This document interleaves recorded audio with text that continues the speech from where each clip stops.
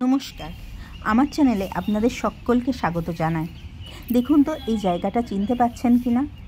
আশা করি যারা দিল্লি ঘুরতে এসছেন তারা সবাই এই জায়গাটার সঙ্গে পরিচয় আছে। এটি হলো দিল্লির সফদরজং এলাকায় আমাদের আয়রন লেডি শ্রীমতী ইন্দিরা গান্ধীর আবাসগৃহ। এখানেই তিনি 1964 সাল থেকে 1984 সাল পর্যন্ত তার জীবন অতিবাহিত করেন তার পুত্র তার স্বামীকে নিয়ে। এই যে জায়গাটা দেখতে পেলেন এইমাত্র, এইখানেই ঘটে গেছিল 1984 সালে সকাল 9:30টার সময় একটি দুর্ঘটনাই বলতে পারি।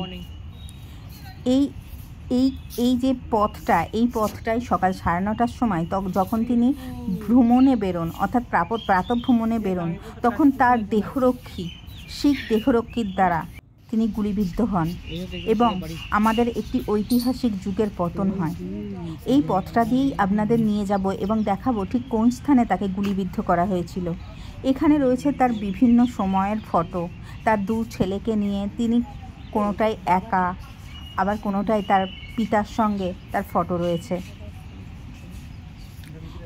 এই পথ দিয়ে গেলেই আমরা দেখতে পাবো তিনি ঠিক কোন জায়গায় গুলিবিদ্ধ হয়েছেন। চলুন যাই। এইখানে যে পথটি দেখতে পাচ্ছেন, যেখানে ফুল দেওয়া রয়েছে, অর্থাৎ একটু দূরে, ঠিক এই জায়গাটা না, তার একটু দূরে যেটা ঠিক এই স্থানটাতে ওনাকে গুলিবিদ্ধ করা হয়েছিল।